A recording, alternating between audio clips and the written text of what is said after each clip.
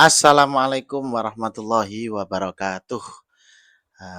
Salam semangat teman-teman mahasiswa, selalu diberikan semangat belajar, pantang putus asa untuk meningkatkan soft skill dan pengetahuan tentang ilmu-ilmu hukum dan ilmu-ilmu syariah. Oke, pada kesempatan yang berbahagia ini kita akan membahas tentang kewenangan dan tindakan administrasi negara. Nanti di video yang lain, nanti bisa dicari di channel ini ya, itu ada tentang putusan tata usaha negara. Kalau ini tindakan administrasi negara. Hati-hati teman-teman ya, ini ada perbedaan yang sangat tipis tapi harus bisa membedakan.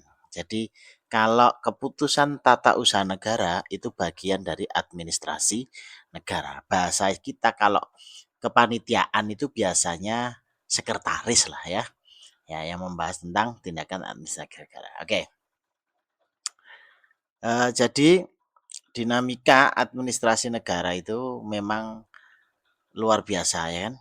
Peraturan, putusan, pembuat konkret. Jadi ini pentingnya memahami perbedaan antara keputusan tun, psyching, dan tindakan administrasi pemerintahan untuk menjamin kepastian hukum dan perlindungan hak warga negara. Ini ya, ada bedanya ternyata ya kan.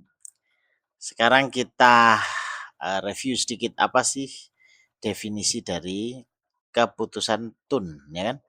Penempatan tertulis dari badan atau pejabat tata usaha negara berisi tindakan hukum yang konkret, individual, dan final. Nanti di slide selanjutnya akan saya berikan perbedaannya di mana biar tidak bingung ya kan. Harus tertulis, harus dikeluarkan pejabat yang berwenang dan harus konkret dan individual. Oke, ini contoh kasus ya yang katun ya. Ada IMB, izin mendirikan bangunan. Bangunannya tidak sesuai, ada bangunannya mengganggu aktivitas warga, mengganggu jalan. Nah, itu adalah kasus-kasus yang sering kita jumpai di lapangan. Surat keputusan pemecatan PNS, ya kan?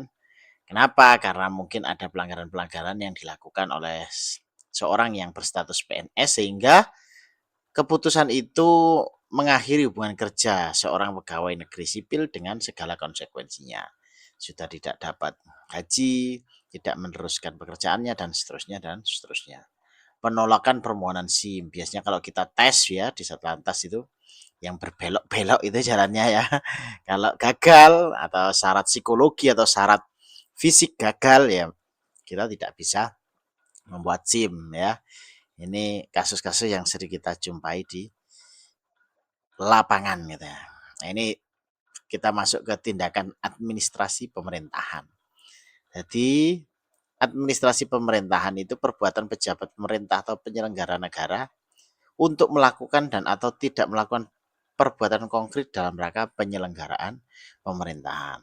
Nah, teman-teman ya, saya pastikan dan saya tekankan administrasi di pemerintahan itu cakupannya luas ya. Bisa undangan, bisa itu putusan. Nah, kalau putusan nanti masuknya ke katun, keputusan tata usaha negara. Jadi katun itu adalah produk dari administrasi pemerintahan. Kalau katun punya efek hukumnya, nanti ada ya di slide berikutnya. Nah ini, biar nggak tambah bingung ya kan, katun, keputusan tata usaha negara versus tindakan administrasi ya kan. Secara bentuk, kalau keputusan tun itu harus tertulis teman-teman ya kan. Makanya ketika ditilang ya kan, kok nggak ada bukti otentik hitam di atas putih, jangan mau ya kan. Kita sebagai mahasiswa hukum, mahasiswa syariah harus jeli dengan persoalan-persoalan seperti itu ya kan. Kalau administrasi pemerintahan perbuatannya konkret ya kan, undangan, rapat konsolidasi, rapat persiapan bla bla bla bla bla bla ya. Jadi administrasi pemerintahan lebih luas ya kan. Sifatnya konkret, individual, final.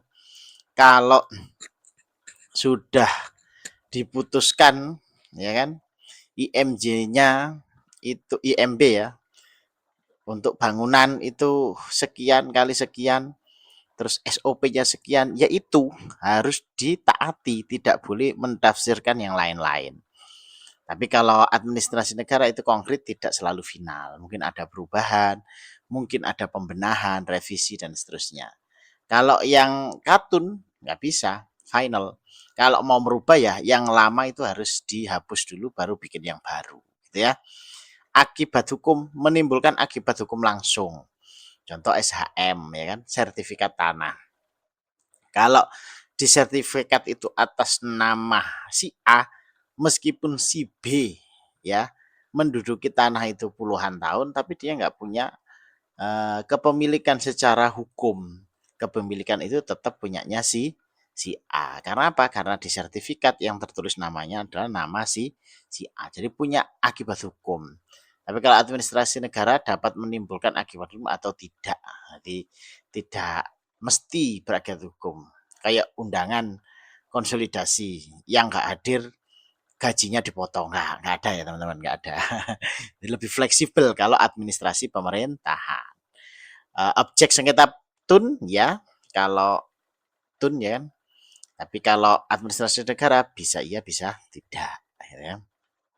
Nah, contoh tindakan administrasi pemerintahan ya, perbaikan jalan, pembuatan gorong-gorong, ya kan, penyelidikan ombudsman dan banyaklah hal-hal yang sifatnya administratif itu ada. Nanti silahkan lebih pengayaan tentang administrasi negara bisa ini dibuka di Jurnal Ilmu Hukum Kisti ya kan, tulisannya Muhammad Arif Agung Nugroho. Nah, itu ya. Sekarang implikasi hukum dan penyelesaian sengketa, teman-teman. Jadi sejak diberlakukannya UU nomor 30 tahun 2014, kedua jenis tindakan pemerintahan dapat menjadi objek sengketa di peradilan tata usaha negara. Jadi katun maupun administrasi negara itu bisa dijadikan objek sengketa ya. Makanya harus hati-hati para pejabat mengeluarkan keputusan-keputusannya. Ini kan, ini kalau katun, ini tindakan administrasi.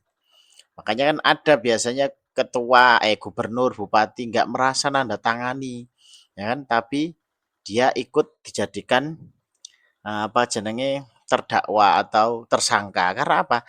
Ya karena tanda tangannya, ya. Karena tanda tangan dan stempelnya. Nah, makanya hati-hati, ya kan?